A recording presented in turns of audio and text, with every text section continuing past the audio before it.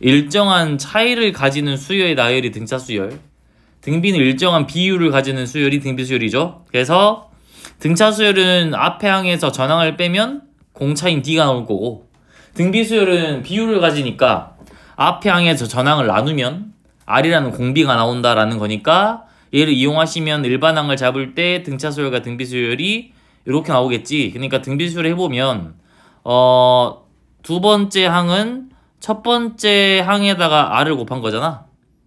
그러니까 요거 봐봐. 두 번째 항은 n에다가 이제 2를 집어넣은 거죠. 1은 1이니까 얘는 첫 번째에다가 R을 곱한 거. 그 다음에 세 번째 항은 첫 번째 항에다가 뭘 곱한 거야? R에 제곱을 곱했겠죠. 그 다음에 네 번째 항은 첫 번째 항에다가 R에 세제곱을 곱했으니까, 얘를 가서 쭉 보시면 n번째 항은 첫 번째 항인 A에다가 R에 n-1을 곱했습니다 라는 게 등비수열의 일반 항이다 라고 볼 수 있겠네. 그래서 뭐 일정한 비율을 갖는 수열이라서 여기에서 나오는 게 또 등비 중항이 있죠. 뭐냐면 지금 A랑 X랑 B라는 이 수의 나열이 있을 때 여기서부터 여기가 뭐야? 비율이 X분의 A죠. 맞나요? 뒤에서 앞을 나누면 그 다음에는 B분의 X가 된다라는 거네. 근데 일정한 비율을 가지니까 이 두 개가 똑같아야 돼요. 그렇기 때문에 X제곱이 A, B다라는 기하평균의 형태가 나오는 게 등비 중항이어서 4개의 항이 있었다고 해봐. 그러면 여기 예를 들어 2.5번째 항이 있었다 치면 여기의 제곱은 여기 곱하기 여기고요. 맞나요? 또 여기의 제곱은 여기 곱하기 여기다로 볼 수 있겠네요. 그래서 두 번째, 세 번째 곱한 거랑 첫 번째, 네 번째 곱한 게 똑같다 라고 잡을 수 있고, 맞나요? 만약에 이제 항이 5개라고 한다면 여기 2개 곱한 거는 얘의 제곱이잖아. 또 여기 2개 곱한 게 여기의 제곱이죠. 그럼 결국에 이 5개를 다 곱해버리면 세 번째 항이 몇 제곱이 나온다? 5제곱이 나온다. 5제곱이 나온다 라고 볼 수가 있겠네요. 맞나요? 그래서 이렇게 등비수열 재고생 해가지고 문제를 풀어낼 수도 있다라는 거고요. 자, 넘어갑시다.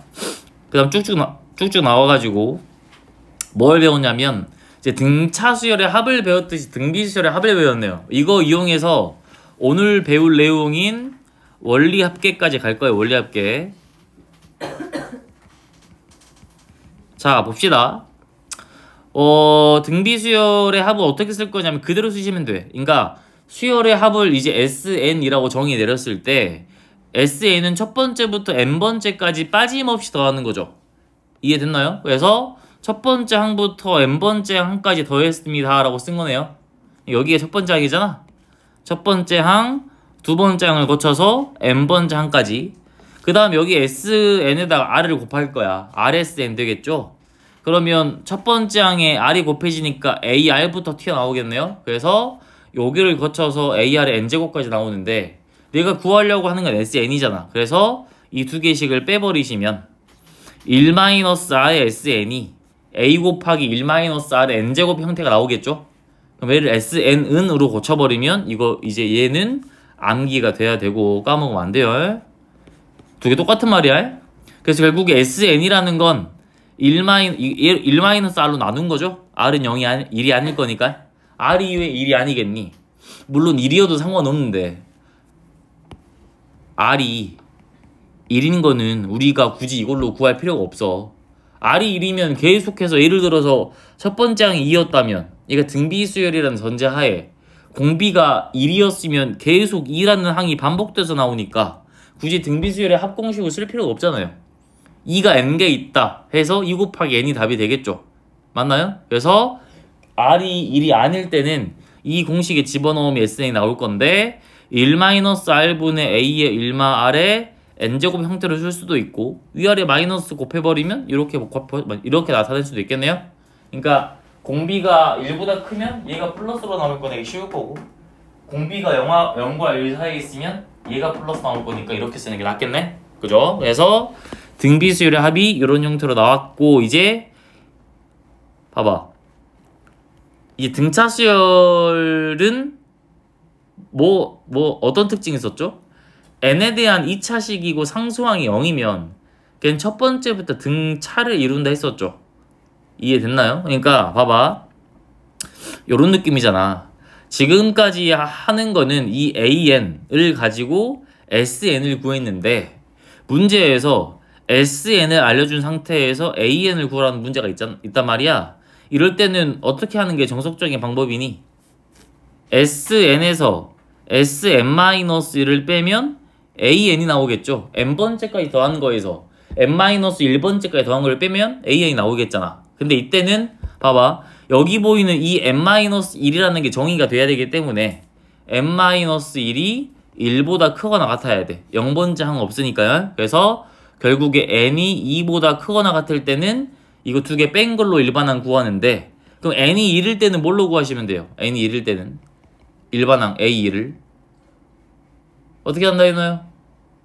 그쵸? SN은 알려준 상태일 거니까 A1이나 SA1이나 똑같겠죠? 그래서 이때는 A1, S1로 구하는데, 봐봐. 예를 들어 이제 SN을 봤는데 n에 대한 2차식이고 상수항이 0이면 걔는 첫 번째부터 등차수를 이루는 애다라는 건 앞에서 설명했고, 그럼 등비수열은 어떤 형태냐면, 얘를 여기 보이는 등비수열의 이 합공식을 정리한 거야. n에 대한 r의 n제곱에 대한 식으로. 그럼 얘가 r마 1분의 a 곱하기 r의 n제곱 마이너스 r마 1분의 a 형태가 나오겠네요. 그럼 특징이 뭐가 있지?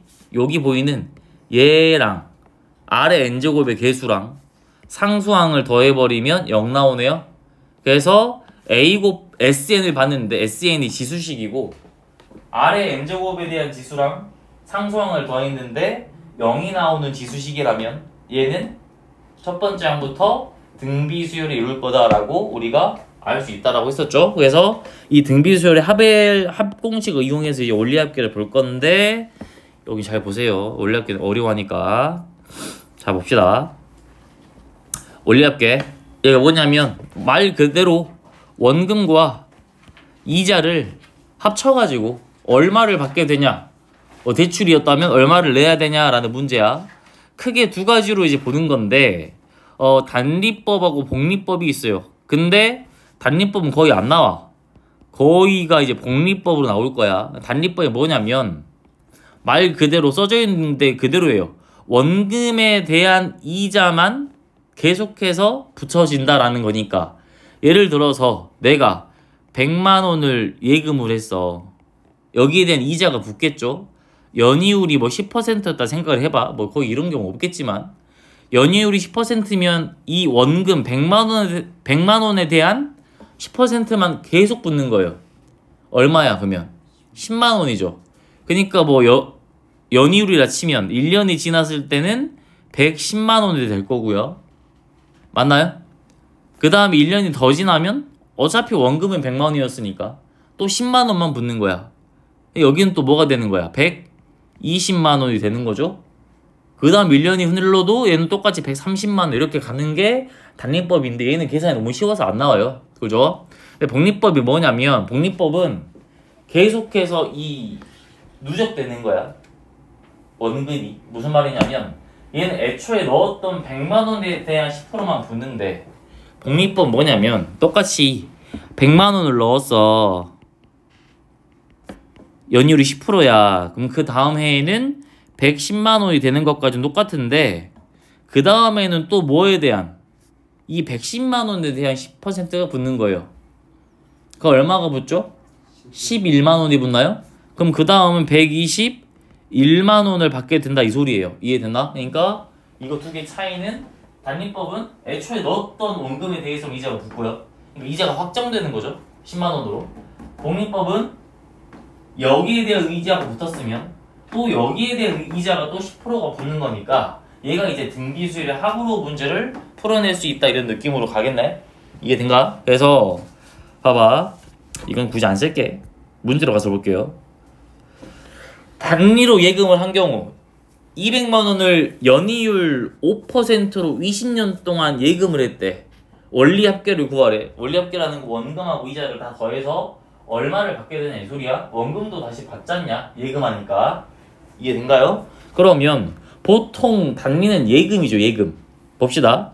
200만 원이야. 됨 몇 프로? 5%. 그럼 1.05가 붙을 건데 얘가 몇 번 붙는 거야?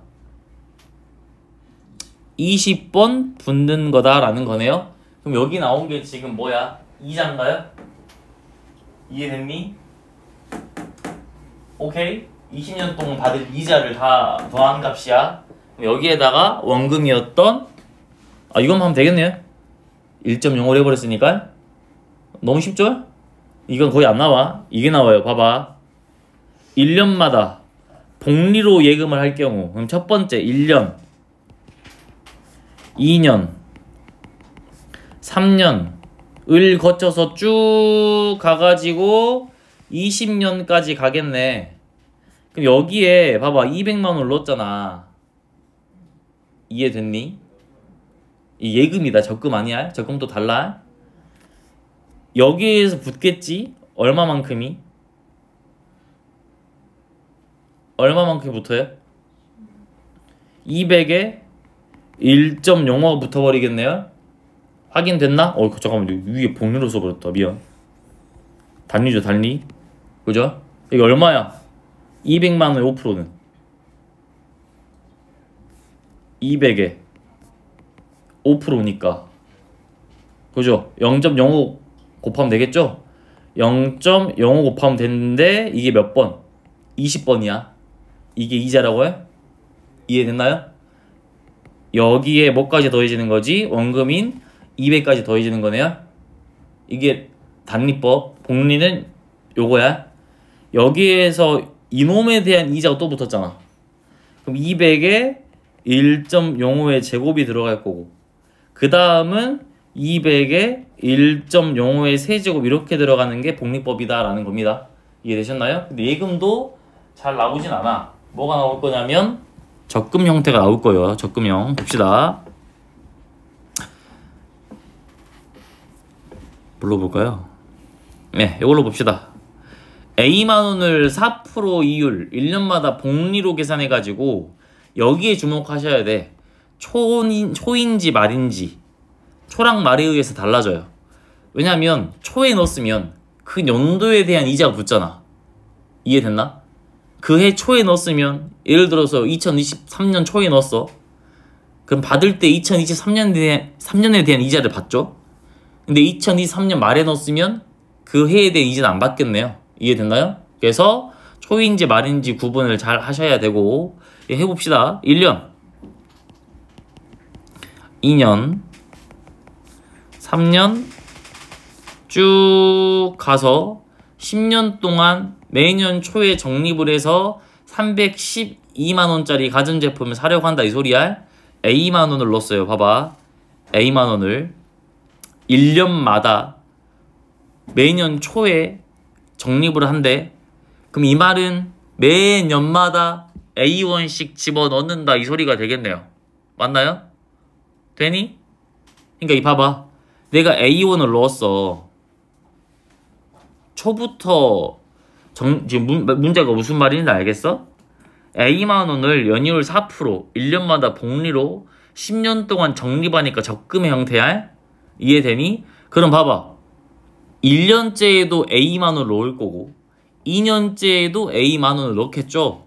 초에 넣었으니까 여기에서 여기로 갈 때 A에 1.04 이렇게 붙겠네요? 처음이니까 다 써볼 거예요. 10년이면 써볼 수 있으니까. 4년, 5년, 6년, 7년, 8년, 9년, 10년까지.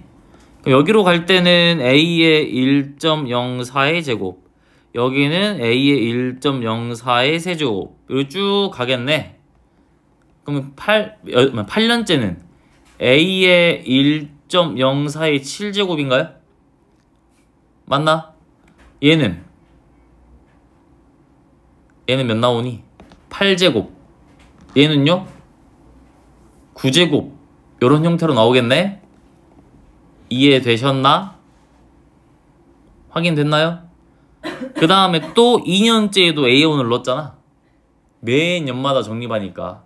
이해돼? 그래서 얘가 A에 1.04 여기가 A의 1.04의 제곱 이렇게 쭉 가서 또 이때 이율이 나오겠네. 얘도 마찬가지 이때 A업을 넣어가지고 쭉 가서 이때 이율 나올 거고, 마찬가지로 얘가 계속해서 더해지는 형태가 나올 건데 여기를 싹 다 더하는 게 답이잖아. 이해됐나요? 그럼 여기에서 이제 등비수열의 합으로 마무리를 지을 수 있다는 소리인데, 이제 문제로 가서 일단 풀게요 이거. 자,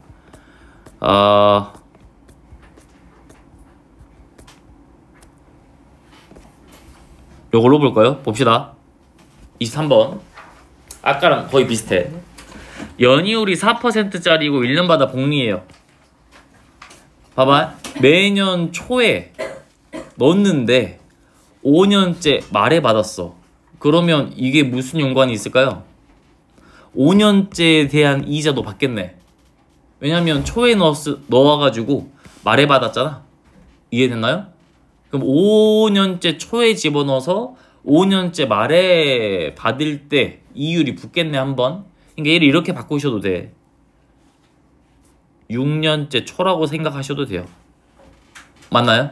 그럼 얘는 1년째, 2년째, 3년째, 4년째, 5년째, 6년째로 보셔도 된다고. 이해되셨나? 초에 집어넣어서 말에 받았으니까 마지막 해에 대한 이자를 받아서 그래. 그럼 여기에 이제 100만원을 집어넣었고, 그 다음에 연이율 4%, 100만원에 1.04, 여기는 100만원에 1.04의 제곱. 그럼 쭉 가가지고 여기가 이제 100만원에 1.04의 4제곱, 마지막으로 여기는 100만원에 1.04의 5제곱이라고 이율이 붙었겠네. 근데 이제 2년째에도 또 넣었을 거 아니야 100만원을 매년 적립하니까. 그럼 여기에 100만원 집어넣었으면 이제 그 다음 해부터 이율이 붙겠지. 여기가 100만원에 1.04부터 쭉 가가지고 여기가 100만원에 1.04의 4제곱 가겠죠? 이해되셨나요? 그럼 마지막은 어떻게 돼야 돼요? 5년째에 100만원을 넣는 걸 마지막으로 끝냈을 거 아니야? 5년째까지 적립을 하니까. 그럼 얘는 100만원에 1.04라고 한번 붙었겠네요? 그러면 이제 여기서 여기 보이는 여기서부터 여기까지 합을 구하시면 된다 이 소리예요. 이게 답이죠. 원금과 이자 합계니까. 그럼 이거를 해석해보면 이거 등비수열이잖아. 공비가 몇이다? 1.04고 첫 번째 항이 얘다 라고 잡아버리면 R 마이너스 1분의 첫 번째 항 A 된가요? R에 N제곱 마이너스 1이다. 이거 계산하시면 되겠네요. 문제에서 항상 알려주니까 이거는 여기 1.2 집어넣어서 계산 마무리하시면 그게 답이 되겠네요. 이해됐나요? 그러니까 조심해야 될 거 뭐야? 초에 집어넣어서 말에 받는지, 초에 집어넣어서 초에 받는지, 이것만 잘 구분하시면 되겠네. 초에 집어넣어서 말에 받으면 마지막 연도에 대한 이자를 받는다. 그것만 기억하시면 됩니다. 아시겠나요? 자, 그 다음에 이제 26번을 볼 거야. 26번, 1026번. 얘는 말은 어렵거든. 계산은 훨씬 쉬워요. 왼쪽보다. 왜 그럴까요? 써보시면 돼. 이런 형태로 잘 안 보이면. 오케이? 이게 써볼게. 봐봐. 노후 생활을 위해서 연봉의 일부를 매년 초에 적립하는데 인상률을 감안해서 전년도보다 10%씩 지가 알아서 집어넣어. 그러니까 매년 100만원을 넣는 게 아니라 첫 번째 연도에 100만원을 넣었으면 그 다음 연도는 10% 증액한 110만원을 집어넣는다 이 소리겠네요. 맞나요? 오케이? 봐봐. 21년부터 초에 집어넣냐? 초에 적립해서 말에 받으니까. 맞나요? 이거 뭘로 바꾸셔도 돼. 이걸로 바꾸셔도 무리가 없죠. 그러면 해봅시다. 2021, 그 다음에 2022, 그 다음에 2023 쭉 가서 2030 그리고 2031까지 간다 이 소리야. 얼마 넣었어? 500만원 넣었지? 500만원 넣었으면은 여기에서 갈 때 10%네요? 맞나요? 연이율이? 안 써져 있냐? 여기 있네. 그지? 그럼 여기가 500에 1.1, 여기는 500에 1.1의 제곱. 맞아? 쭉 가서 여기는 500에 1.1의 9제곱이니? 여긴 500에 1.1의 10제곱이니? 맞아?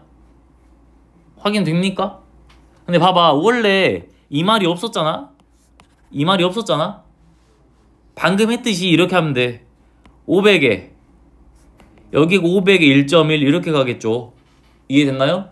근데 문제에서 뭐라 그랬어? 10%를 알아서 지가 인상해서 집어넣었어. 그러니까 지가 애초에 적립금액이 500에 1.1 곱한 거부터 시작을 해요. 여기가 500에 1.1을 곱한 거부터 시작을 하니까 애초에 시작점이 다르잖아. 시작점이 한번 곱한 거부터 시작하니까 결과값이 똑같이 나와요. 그러지 않을까요?